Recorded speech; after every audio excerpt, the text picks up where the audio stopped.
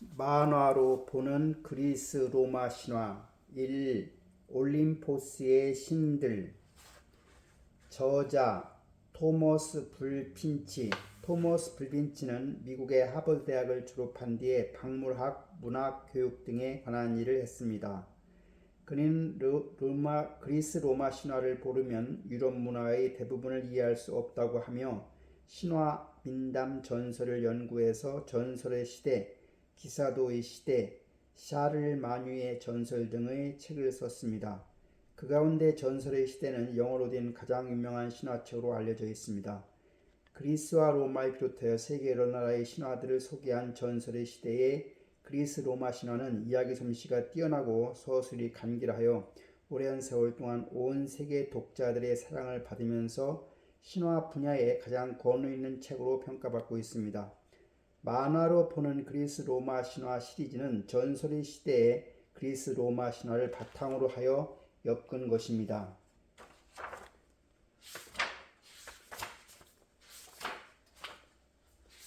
세상에서 가장 예쁜 여자는 아빠, 엄마가 간식 드시래요. 고맙다. 아빠, 꽃이 참 예뻐요. 그래, 하지만 난 꽃보다 지연이가 더 예쁘단다. 아이, 아빠 정말 꽃보다 제가 더 예뻐요? 그럼 당연하지. 지연이는 세상에 하나밖에 없는 내 딸인걸. 저는 예쁘다는 말을 들으면 참 좋아요. 고슴도치도 제 새끼는 하마마다 하고 는 속담도 몰라? 그게 무슨 소리야, 오빠?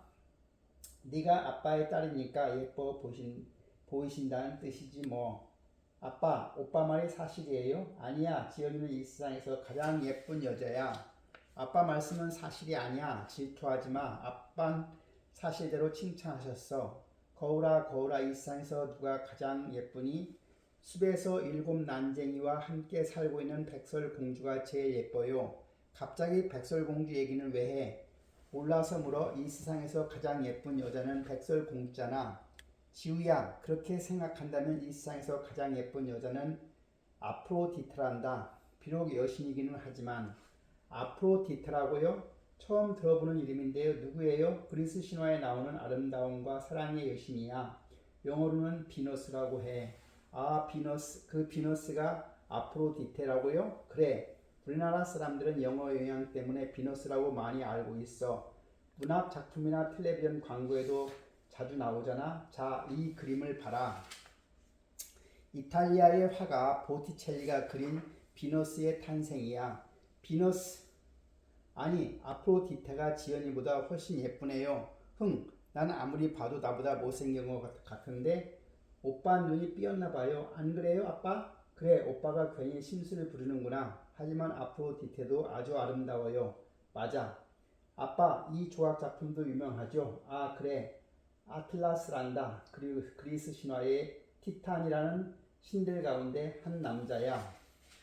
그런데 지금 뭐라고 했어요? 공 같은 걸 어깨에 메고 있는데 공이 아니라 하늘이란다. 그때 사람들은 하늘이 이렇게 생긴 줄 알았지. 올림푸스의 신들에게 대든 죄 때문에 영원히 하늘을 떠받치고 있어야 할 벌을 받았어. 끙끙. 티탄이라는 신들은 몸집이 산만큼 크고 힘이 엄청나게 셌단다. 그래서 티탄들은 거인족 아니 거신족이라고 했어. 큰 신들의 족속이라는 뜻이야. 미국의 미사일 타이탄이라는 이름도 티탄에서 비롯되었고 영국의 유명한 초우와 여객선 타이타닉호 이름도 티탄에서 비롯되었지. 그러니까 이 아틀라스 조각품도 그리스 신화의 이야기를 나타냈군요. 그래, 그리스 신화를 모르면 이해할 수 없는 작품들이네요. 미술뿐만 아니라 여러 분야에서 그리스 신화를 알아야 이해할 수 있는 것들이 아주 많아. 그리스 신화를 알면 인류의 문화와 문명이 보인다고 할 수가 있어. 예술과 철학, 심리학, 천문학 등에서 쓰는 여러 가지 용어들을 쉽게 이해하려면 그리스 신화를 꼭 알아야 해.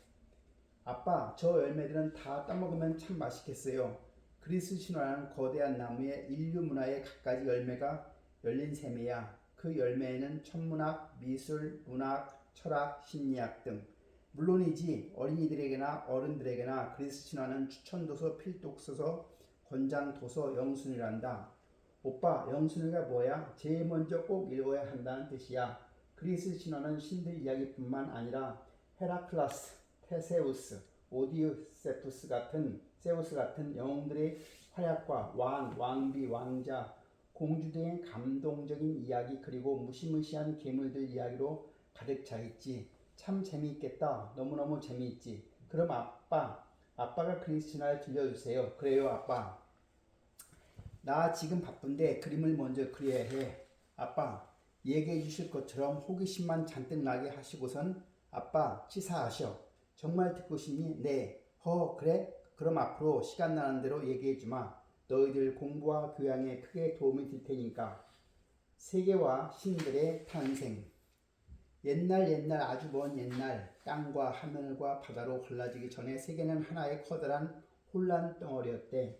이 덩어리를 사람들은 카오스라고 했어. 카오스라고 무슨 뜻이에요? 질서가 전혀 잡히지 않은 혼돈이라는 뜻이야. 카오스 속에는 만물의 씨앗들이 있었어. 이윽고 카오스에서 땅의 여신이 가이아가 태어났어. 땅의 여신 가이아는 하늘의 신 우라노스를 낳고 바다의 신 폰토스도 낳았단다. 다시 말하면 카오스가 땅과 하늘과 바다로 갈라진 셈이지 질서가 생기기 시작한 거야. 아하, 그랬군요.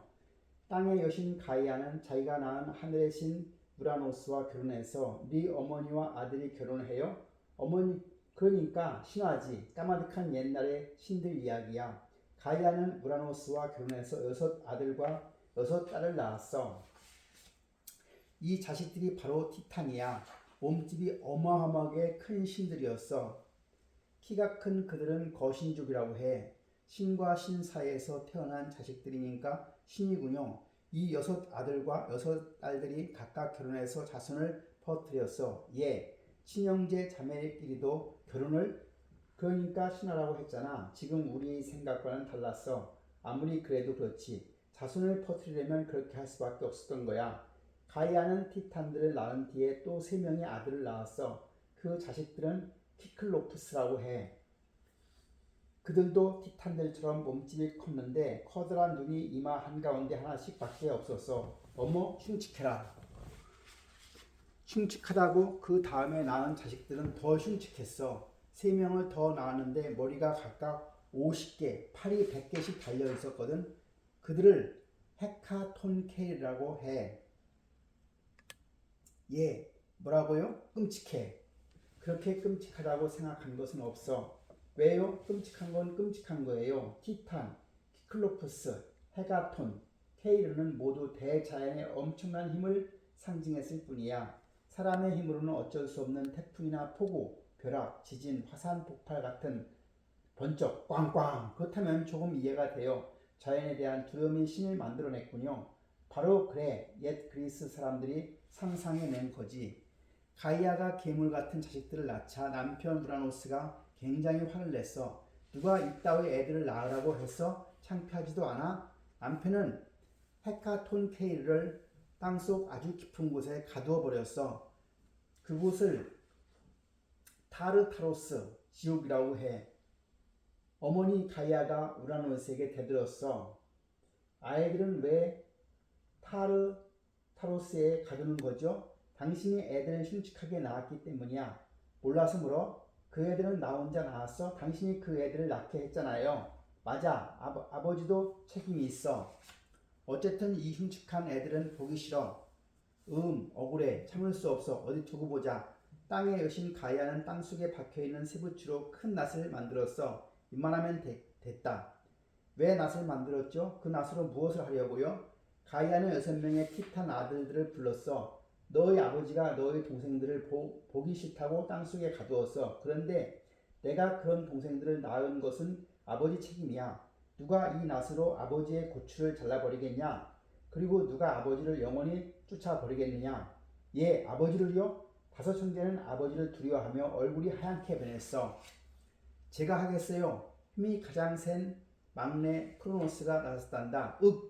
크로노스는 아버지 우라노스에게 덤벼들어 낫을 헤둘렀어. 후다닥. 우라노스는 고추가 잘려 피가 솟는 상처를 움켜쥐고 달아나 버렸어. 그때 땅에 떨어진 우라노스의 피에서 3명의 여신이 태어났어. 신화에는 참 이상한 일도 많네요. 그 3 여신도 아주 끔찍했어. 그래서 재밌는 이야기가 또 생기지. 머리카락이 모두 뱀이었단다. 두 날개가 있고 눈에서는 피가 철철 흘렀어. 그들은 복수의 여신들이야. 죄지은 사람들을 세상 끝까지 쫓아가 벌을 주었지. 후, 죄지은 사람은 절대로 우리 손에서 벗어날 수가 없어. 제발 쫓아오지 마. 우라노스가 흘린 피에서는 또 거대한 괴물 기가스들도 태어났대. 윗몸은 인간과 비슷하지만 아랫몸은 뱀을 닮고 두 발로 쿵쾅쿵쾅 걸었어. 아빠, 신화에는 아주 무서운 일들이 정말 많은가 봐요. 그래. 그렇지만 아름답고 신비로운 이야기도 많이 있어. 이 이야기를 하려면 하려던 참이야. 낫에 잘린 우라노스의 피투성이 고추는 바다 지중해에 떨어졌어. 뒷날 그 바다에서 하얀 물거품이 일었는데 그 물거품에서 아름다움과 사랑의 여신 아프로디테가 태어났어. 괴물의 아버지 우라노스에게서 어떻게 아름다움과 사랑의 여신이 태어났죠? 세상에는 끔찍한 것도 있지만 아름다운 것도 있다는 이야기겠지. 아빠, 팔이 없는 이 조각상도 비너스예요? 정말? 밀로노 섬에서 발견된 이 비너스 상이야. 흔히 밀로의 비너스라고 하는데 밀로스 섬의 아프로디테라고 해야 오라. 밀로스 섬의 아프로디테, 기원전 130년경에 만들어진 조각품으로 키가 얼굴 길이의 8배가 되는 팔등신이라는 아름다운 몸의 본복이지. 참 아프로디테를 영어로 비너스라고 한다고 했지. 새벽의 동쪽 하늘에서 반짝이는 샛별 금성을 영어로 뭐라고 하는지 알아? 그렇게 설명하시면 금방 알잖아요. 비너스라고 하겠지요 뭐. 그래 맞아. 그리스 신화에서 비롯된 단어들이 참 많네요. 그러니까 그리스 신화를 알아야 한다고 했잖아. 앞으로 더 재밌는 말들이 많이 나올 거다. 우라노스가 사라지자 가이아는 자신의 아들이고 바다의 신인 폰투스와 결혼하여 자식들을 낳았는데 그 자식들이 서로 결혼하여 또 끔찍한 괴물들을 낳았지. 눈을 누가 가지고 있지? 난 아닌데 내게 있어. 그라이아에는 세 자매는 태어날 때부터 노파였어. 셋은 눈이 오직 한 개뿐이어서 그 눈을 교대로 사용했대. 오빠 노파가 뭐야? 할머니라는 뜻이야. 할머니라고? 그러면 늙은 아기들이 태어난 셈이네. 고르고라는 세 자매는 뱀, 머리카락, 산돼지, 이빨, 청동, 손이 있었어. 이 괴물들의 재미있는 이야기는 좀 더 뒤에 해줄게. 최고의 신 제우스. 아버지 우라노스를 몰아낸 크로노스는 아버지 대신 세계를 지배했어. 그럼 땅속에 갇힌 헤카톤 케이르들을 구해 주었겠네요? 아니, 그러지 않았어. 그러기커녕 한술 더 떠서 키클로포스들까지 땅속에 가두어 버렸어. 어머니 가이아의 실망이 컸겠어요. 물론이야. 가이아는 아들 크로노스에게 저주를 퍼부었지. 네가 네 아버지를 쫓아내고 권력을 차지한 것처럼 네 자식들 가운데 하나가 너를 몰아내고 권력을 차지할 것이다. 크로노스의 아내 레아가 첫 아이를 낳았어. 딸 헤스티아였지. 여보, 우리 아기 참 예쁘죠? 기쁘시겠어요? 축하드려요. 크로노스는 어머니 가이아가 저주가 생각나 겁이 덜컥 났어. 그는 아기를 삼켜버렸어. 여보, 무슨 짓이에요? 어쩔 수 없어. 내 자식들 가운데 하나가 나를 몰아낼지도 모르니까. 그 뒤에 레아는 딸 데메르테르, 헤라, 아들 하이데스, 포세이돈을 낳았어. 아이를 낳는 족족 크로노스가 삼켜버렸어. 아빠, 어떻게 그런 짓을 할 수가 있죠? 레아는 아기를 더 낳고 싶지 않았겠어요. 그래, 크로노스가 또 삼켜버릴 테니까. 그런데 레아는 이미 6째 아이를 임신하고 있었어. 다른 자매들은 아이들을 낳아 잘도 기르며 행복하게 사는데 나는 아이들을 모두 잃고 또 아이를 가졌어. 레아는 어머니 가이아를 찾아갔어. 어머니 도와주세요. 그 아이를 구하고 싶니? 예, 어머니. 가이아는 레아에게 귓속말로 소곤소곤 방법을 일러주었어. 그 방법이 뭐죠? 레아가 여섯째 아기이자 셋째 아들인 제우스를 낳자마자 가이아가 제우스를 크레타 섬의 깊은 동굴에 숨겨버리는 거였어. 걱정하지 마라. 크레타 섬의 요정들이 잘 길러줄 거야. 고맙습니다, 어머니. 레아, 아이 대신 이것을 크로노스에게 주어라. 이게 뭐예요? 큰 돌을 포대기로 쌌다. 아기를 낳았으면 빨리 주시오. 또 삼켜 버리실 거죠? 아이들은 모두 내 뱃속에서 살아있어. 너무 걱정하지 마오. 크로노스는 이번에도 자기가 아이를 삼킨 줄 알고 안심했어. 후유 정말 다행이에요. 조심해요 제우스. 예. 제우스는 유정들이 보살핌 속에서 염소의 젖을 먹으며 무럭무럭 자랐어. 잘 자요. 좋은 꿈 꾸고. 이윽고 제우스는 잘생기고 힘센 청년이 되었지. 꽃이 참 예쁘군요. 어느 날 제우스는 숲속에서 메티스 여신을 만났어. 메티스는 티탄의 딸인데 아주 지혜로웠어. 제우스, 우리의 사랑은 이 꽃보다 더 아름다워야 해요. 제우스와 메티스는 날마다 숲에서 만나 사랑을 속삭였어요. 결혼 축하해요. 제우스와 메티스는 마침내 결혼을 했어요. 제우스는 메티스의 지혜를 빌리고 싶어 자신이 품고 있는 생각을 말했지. 메티스, 나는 잔인한 아버지를 무찌르고 땅속 깊이 갇힌 아버지의 동생들과 아버지가 삼킨 내 형과 누나들을 구하고 싶어요. 당신 혼자 힘으로는 결코 아버지를 무찌를 수가 없어요. 아버지의 형들인 티탄들과 그들의 자식들이 아버지 편을 들 테니까요.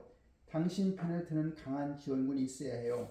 누가 나의 편이 되어준단 말이오. 아버지가 삼킨 당신의 형들과 누나들을 구해내서 힘을 합쳐야 해요.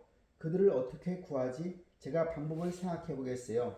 메티스는 마법의 풀을 찧어 즙을 냈어. 메티스는 아주 지혜롭다고 했지. 그 즙으로 무엇을 하려고 했을까? 그 글쎄요. 제우스의 형들과 누나들을 구하는데 쓰려고 하지 않았을까요?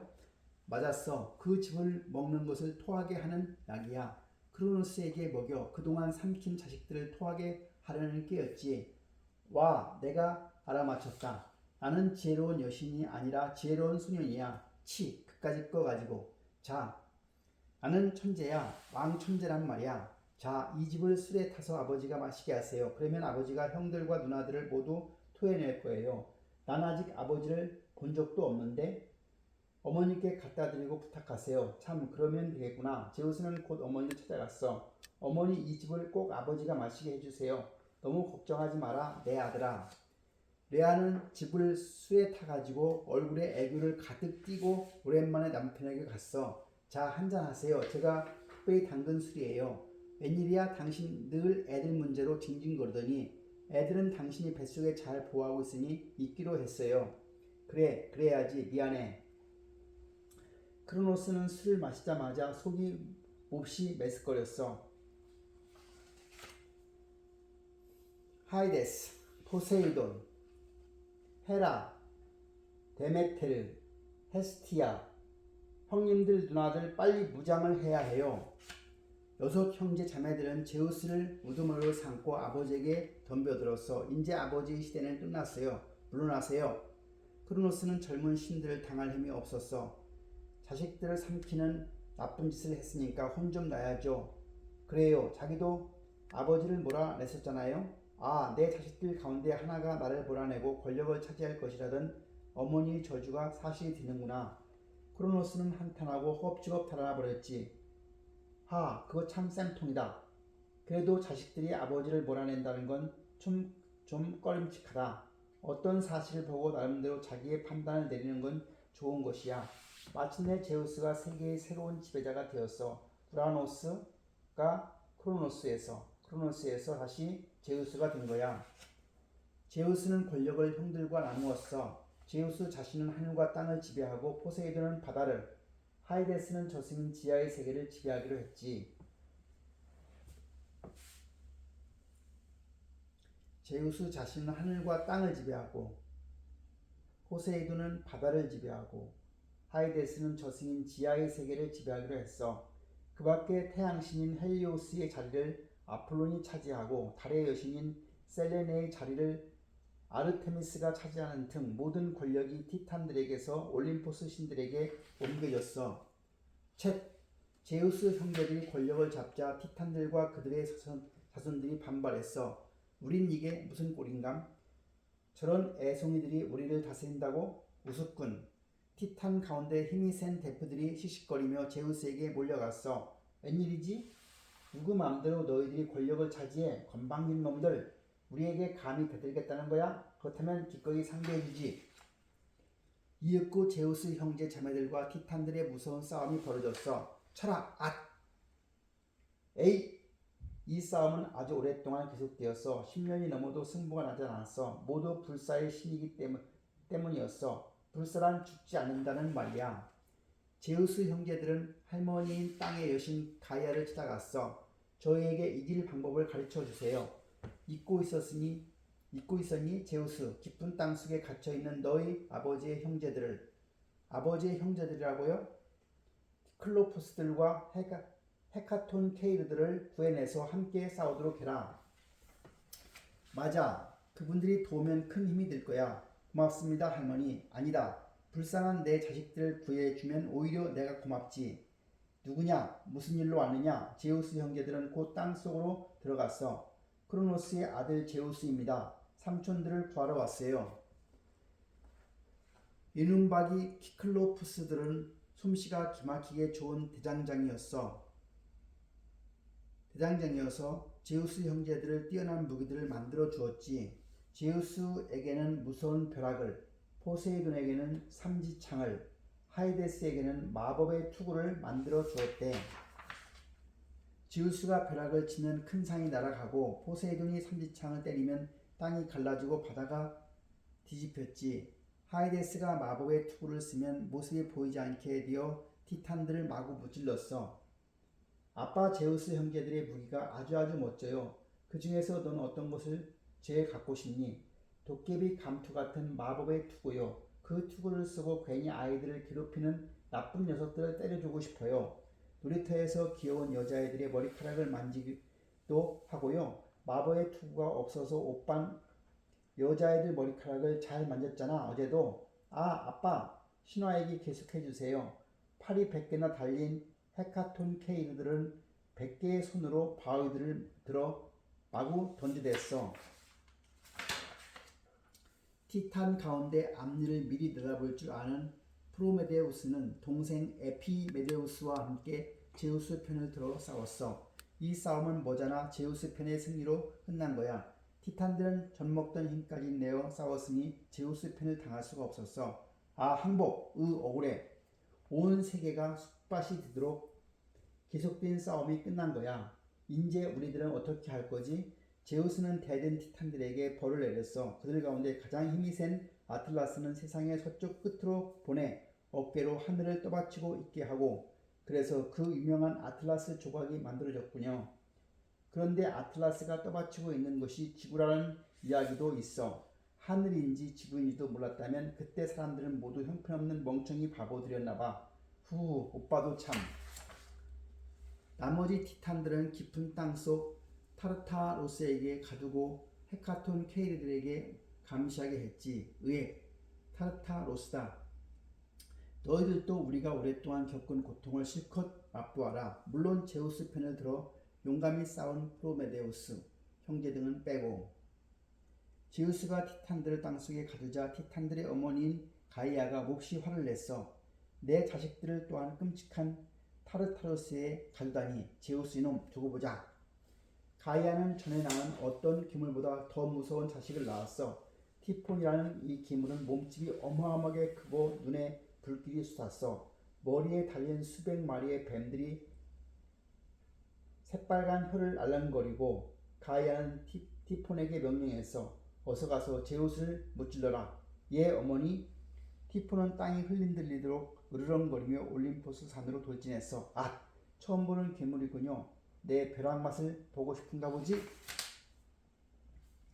티폰은 잠깐 멈칫하더니 다시 거칠게 덤벼들었어. 아니, 이럴 수가. 내 벼락을 맞고도 끄덕없다니. 그렇다면 나에게 맡겨. 그러나 포세이돈의 무서운 삼지창도 티폰을 물리치지는 못했지. 큰일 났다. 어떡하지? 제우스도 어쩔 수 없는 괴물이었네. 신들은 무서워서 모두 이집트로 달아났대. 세계를 지배하는 신들이 창피하게 도망가요? 이집트로 달아난 신들은 모두 동물로 변신해 숨었어. 제우스는 순양, 헤라스는 소, 아폴로는 까마귀, 아프로디테는 물고기. 너무 당황해서 창피고 뭐고 생각할 겨를도 없었겠죠. 그럴 때일수록 침착하게 작전을 세워야죠. 안 그래요, 아빠? 지휘의 말이 맞아. 제우스가 먼저 정신을 차리고 본래의 모습으로 돌아가 신들에게 소리쳤어. 자, 용기를 내서 괴물을 쓰러뜨리자. 신들은 모두 동물의 탈을 벗고 힘을 모아 다시 티폰에게 덤볐어. 또 무서운 싸움이 벌어졌지. 제우스는 지중해에 있는 시칠리아 섬을 불끈 들어 티폰을 내리쳤어. 티폰은 섬에 납작하게 깔려버렸지. 티폰은 지금도 시칠리아 섬 밑에서 가끔 땅을 흔들며 불을 내뿜는데 이것이 바로 에트나 화산이야. 열받아. 티폰이 섬에 깔리자 티폰의 아내인 흉측한 에키드라는 재빨리 동굴로 숨어들었어. 오 티폰, 사랑하는 티폰.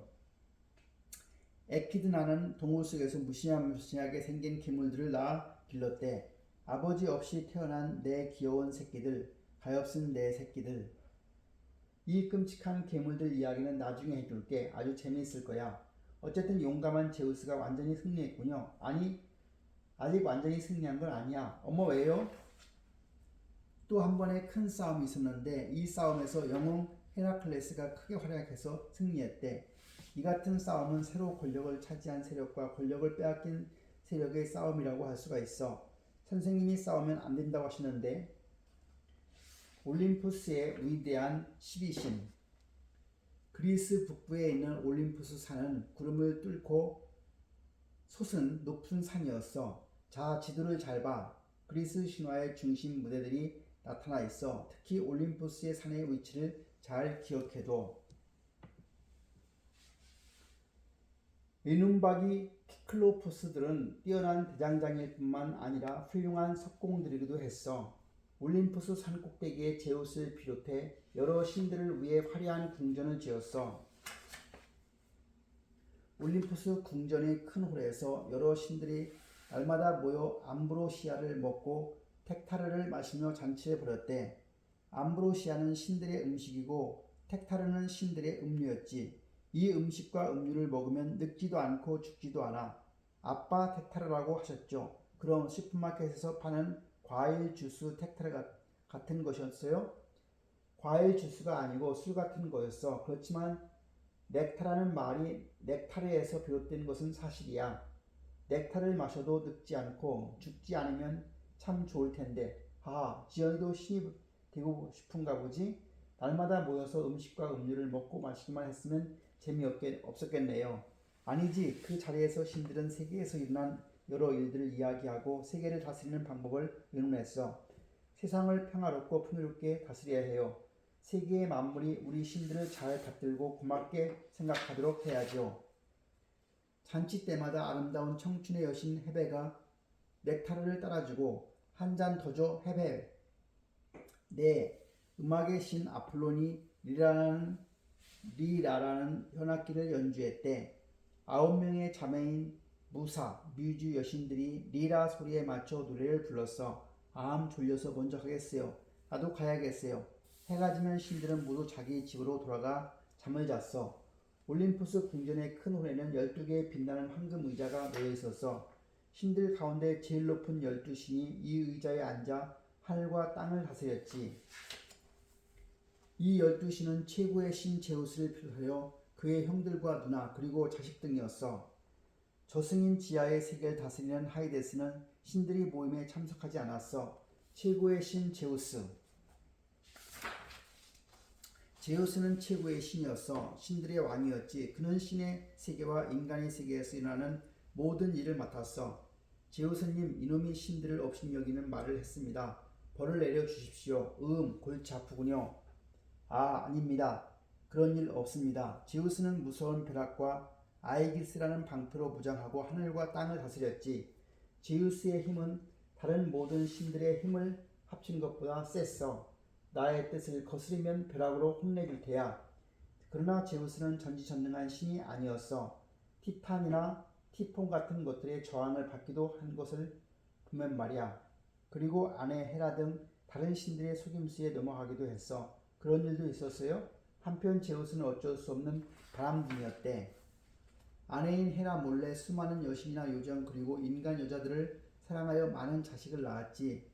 제우스는 바람을 피우다가 헤라에게 들키면 언제나 똑같은 변명을 했어.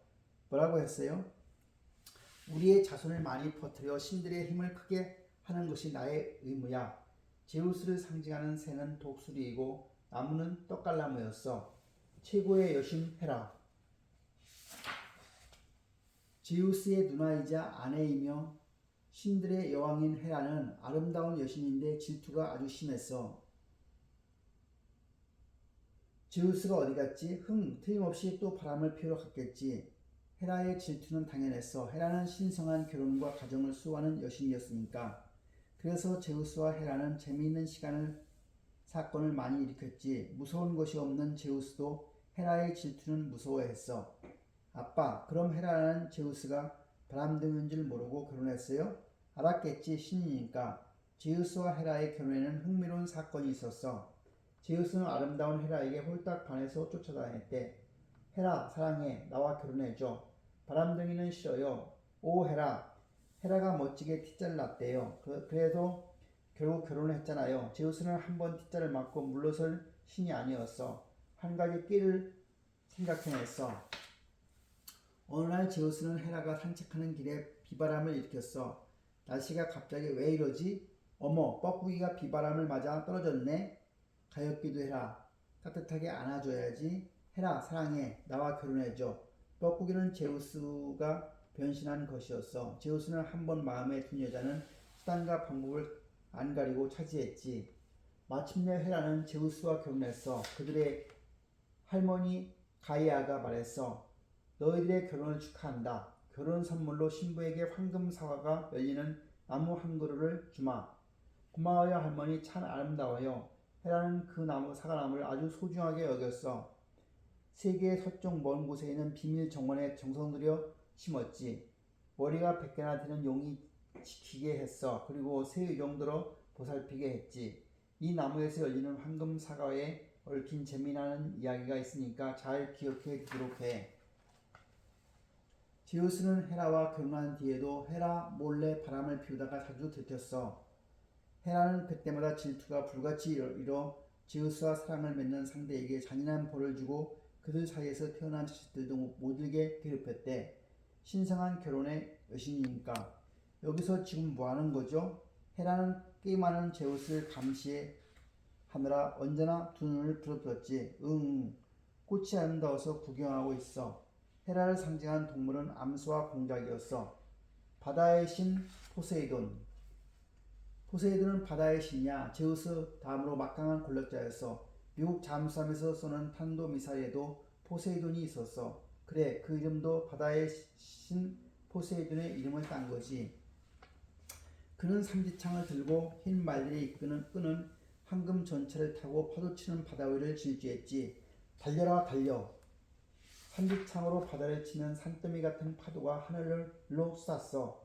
옛날 그리스 사람들은 흰 파도를 보고 백마를 연상했는지도 몰라. 포세이돈은 바닷속에 멋진 궁전이 있었는데 궁전이 있기보다 자유롭게 돌아다니는 것을 좋아했대. 또 어딜 가세요? 바람 좀 쐬고 올게. 전차를 타고 파도와 경주를 하다가 시끝나면 올림푸스의 궁전에 가기도 했어. 안녕 헤베. 청춘의 여신답게 헤베는 언제나 눈부시게 예뻐. 어서 오세요 포세이돈님. 포세이돈은 인간에게 처음으로 말을 선사해서 인간으로부터 크게 인기를 얻었어. 어머 멋져 포세이돈님, 감사합니다. 우리도 이제 포세이돈처럼 말을 탈 수 있게 되었군요. 그는 말뿐만 아니라 황소와도 관계가 있었는데 그 이야기는 나중에 들려줄게. 곡식의 땅의 여신 데메테르. 곡식과 대지의 여신 데메테르는 제우스와의 사이에서 페르세포네라는 예쁜 딸을 낳았어. 페르세포네, 내 예쁜 아기. 엄마, 어머니 알려주세요. 데메테르는 딸을 무척 사랑했어. 그런데 지하의 세계의 신 하이데스가 페르세포네에게 반해 납치해서 아내로 삼아버렸지. 페르세포네는 지하 세계의 왕비로서 슬픈 나날을 보내게 됐어. 화로 불씨의 여신 헤스티아. 화로의 여신이며 불씨의 여신 헤스티아는 결혼을 하지 않은 처녀 신이었어. 술의 신인 디오니스가 인간들에게 큰 즐거움을 주니 올림푸스로 데려오라고 했어. 디오니소스를 데려왔습니다. 디오니스는 제우스와 세멜라는 여자 사이에서 태어났지. 어머, 그런데 어떡하지? 빈 황금 의자가 하나도 없네. 이때 헤스티아가 의자에서 천천히 일어났어. 아, 참으로 멋진 홀이군요. 자, 내 의자에 앉아요, 디오니소스. 나는 황금 의자가 필요 없어요. 왜요? 홀 한가운데 있는 화로에서 불이 활활 타오르고 있는데 불은 신들만이 쓸 수 있었지. 나는 화로가에 앉으면 돼요? 고맙습니다, 헤스티아님. 올림포스 산 12신의 이름에 책에 따라 조금씩 차이가 있는데 왜 그럴까요? 책을 쓴 사람의 의견에 따라 차이가 있어야겠죠. 워낙 오래된 이야기, 옛날 이야기여서 그럴 수도 있겠네요. 어쨌든 헤스티아는 그리스 신화에서 큰 역할을 하진 않았지만 아주 마음씨 고운 여신이었어. 아름다움과 사랑의 여신 아프로디테. 바다의 거품에서 태어난 아름다움과 사랑의 여신 아프로디테는 서풍의 신 제피로스가 입김을 불어 키프로스 섬에 닿게 했어. 어서 오세요. 어쩜 이렇게도 아름다우실까? 기대의 여신 가운데 봄의 여신 그리고 요정이들이 아프로디테를 맞이했어. 옷이 마음에 드세요? 봄의 여신은 아프로디테를 올림푸스의 궁전으로 모셔갔어. 아프로디테가 우라노스의 피에서 태어난 여신이기 때문이지. 오, 눈부시게 아름다운 분이시군요. 새로 태어나신 아름다움과 사랑의 여신 아프로디테님입니다. 올림푸스의 남신들은 모두 아름다운 아프로디테를 보고 넋이 나갔어. 서로 아프로디테를 자기의 아내로 삼으려고 했지. 헤라 아프로디테 때문에 남신들이 싸움을 벌이게 했어. 어떻게 하면 좋지? 서둘러 아프로디테의 신랑감을 고르세요. 잘못되면 올림푸스의 평화가 깨지겠어요. 누가 좋겠어요, 헤라? 아프로디테와 잘 어울리는 신이어야겠지. 여봐라, 빨리 대장간으로 가서 헤파이스토스를 불러오라. 예, 헤파이스토스를? 그렇잖아도 우리 아들 헤파이스토스가 여러가지 무기들을 잘 만들어 주어 어떻게 보답할까 생각했는데 잘 됐어. 아프로디테를 대장장이에게 시집 보내면 보답이 될 거야. 헤파이스토스는 신들 가운데 가장 못나고 절름발이인 대장장이 신이었어. 그에 대한 자세한 이야기는 조금 뒤에 들려줄게. 아프로디테의 생각을 물어보지도 않고 신랑감을 고르다니. 그래, 그건 말도 안 돼. 아프로디테, 내가 너에게 남편감을 소개해 주려고 하는데 괜찮겠지? 예, 저의 남편감이라고요? 부르셨습니까, 아버지? 이렇게 기어 가장 아름다운 여신이 가장 못생긴 헤파이스토스와 결혼했어. 이건 비극일까, 희극일까? 제우스님의 명령이니 거역할 수도 없고. 형, 결혼 축하해. 아름다운 여신을 신부로 맞아 좋겠어. 고마워, 아레스. 전쟁의 신 아레스잖아. 저렇게 멋진 분과 결혼하면 얼마나 좋을까? 아프로디테는 남편이 싫었어. 그래서 남편이 동생 아레스와 몰래 사랑을 나누다가 남편이 살짝 쳐놓은 그물에 걸려 들키기도 했어. 아, 형님. 아레스, 내 아내와 무슨 짓을 하는 거야? 그래서 아프로디테의 기호는 여자를 상징하고 아레스의 기호는 남자를 상징하게 되었다. 아폴로는 제우스와 레토라는 여신 사이에서 태어난 태양, 예언, 궁술, 의료, 음악 등의 신이었어. 그는 달과 사냥의 여신 아르테미스의 쌍둥이 오빠였지. 아프로디테가 가장 아름다운 여신이라면 아폴로는 가장 멋진 남신이었어. 그는 음악을 아주 좋아했어. 리라는 현악기를 잘 연주했대. 그 꿈속에서 음악을 듣는 것 같아. 아폴로는 인간에게 의술을 처음 가르쳐 주기도 했어. 아, 몸이 거뜬해졌어요. 고마워요. 아폴로님에게서 가르쳐 주신 대로만 치료하면 어떤 병이든 금방 낫겠죠. 잘생기고 태양의 신이면서 리라를 잘 연주해줬으니 여신들의 인기가 아주 대단했겠네요. 그런데 그런 아폴론도 한 요정의 사랑을 받지 못해 깊은 마음의 상처를 받았대요. 아, 예, 정말요. 너도 아폴론에게 마음이 뚫리는가 보군요. 아폴로는 또한 광명과 진리의 신이야. 그리고 예언의 신이기도 했어. 데폴리의 신전을 통해 신들의 뜻을 인간에게 전하기로 했어. 사제여, 신들의 뜻을 인간들에게 잘 전하도록 해라.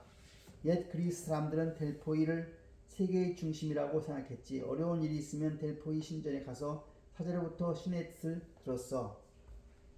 달과 사냥의 여신 아르테미스. 달과 사냥의 여신 아르테미스가 제우스와 레토 사이에 태어난 아폴론의 쌍둥이 누이라는 얘기는 했지. 아폴론과 아르테미스는 쌍둥이답게 사이가 아주 좋은 온누이였어. 아르테미스님과 사슴이 더 저쪽으로 갔어요. 달빛이 훤히 비치는 숲에서 요정들과 사냥개들을 데리고 사냥하는 아르테미스는 아름답고 순결한 처녀신이었어. 오, 그래. 빨리 쫓아가자. 한편 아르테미스는 잔인하고 복수심이 강했대. 그런 아르테미스의 은하설에 맞아 죽은 사람도 많았어. 아르테미스는 순결한 처녀신이어서 순결을 더럽히는 짓은 용서하지 않았어. 순결한 처녀신 참 멋져요. 아르테미스는 사냥의 여신이니까 활을 잘 쏘았어요. 물론이야. 그 활솜씨 때문에 비극을 맞기도 했어. 그 이야기는 나중에. 전쟁의 여신 아테나는 지혜롭고 정의로운 전쟁의 여신이야. 제우스가 가장 사랑한 자식이었어. 아테나는 아버지의 머릿속에서 자라 완전 무장한 모습으로 태어났지. 얘 어떻게 남자의 머릿속에 태어나요? 아무리 신화라고 해도 이상해요. 당연히 이상하겠지. 그런데 그렇게 된 데에는 아주 재미있는 이야기가 있어. 제우스가 지혜로운 여신 메티스를 첫 아내로 맞았다는 이야기는 앞에서 했지. 풀즙을 크로노스에게 먹이게 해 제우스의 형들과 누나들을 토해내게 한 지혜로운 여신 말이야. 그 뒤에도 제우스는 메티스의 도움이 많이 필요했어. 메티스 또한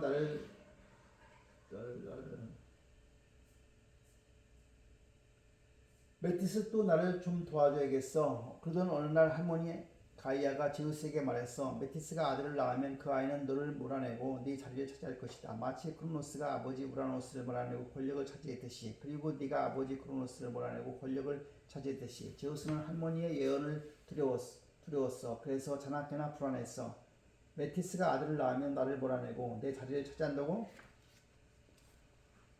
어느 날 제우스는 국립 끝에 한 끼를 생각해냈어. 메티스, 우리 모습 바꾸기 놀이를 할까? 좋아요. 재밌겠어요. 하하, 내가 더 무서운 걸 안 그래? 어때요? 나 무섭죠? 화로로 엄마 펑. 메티스 나보다 더 작은 동물로 변신하는 거야. 파리는 어때요? 펑. 날름 꿀떡. 제우스 무슨 짓이에요? 미안해. 메티스 사정이 있어서. 제우스 당신도 당신의 아버지와 똑같은 짓을 하는군요. 그렇지만 그런 사정이 있다면 제가 참을게요. 당신을 사랑하니까요. 메티스는 제우스의 머릿속에 들어앉아 제우스가 어려움을 겪을 때마다 지혜를 기띔해 주었다. 신들의 힘을 합치도록 하세요. 그래야 세계의 평화가 깨지지 않아요. 내가 메티스라면 절대 지혜를 빌려주지 않겠네. 나도 그래. 권력을 쥔 자들의 욕심은 신이나 인간이나 마찬가지인 것 같아. 그런데 메티스는 이미 임신해 있었어. 오, 내 아기. 메티스는 태어난 아기를 위해 창, 갑옷, 투구, 분패들을 만들었지. 아기야, 너에게 준비해두어야 할 것이 아주 많구나. 어느 날 제우스는 갑자기 머리가 쪼개지는 듯이 아파 비명을 질렀어. 신들이 달려왔어. 무슨 소리야? 제우스님의 비명 같아. 머리가 몹시 아파. 제가 손을 써보겠습니다. 대장장이 헤파이토스트가 연장을 가지고 와 아버지의 머리를 조금 쪼갰어. 그러자 완전 무장한 아름다운 여신이 튀어나왔어. 어머니의 지혜로움을 받은 정의로운 전쟁의 여신 아테나였어. 아테나가 태어날 때 천지가 크게 울렸어. 왜 그렇게들 놀랐죠? 반가워요, 여러분. 후유, 아들이 아니구나. 딸이어서 안심해도 되겠구냐. 참 다행이야.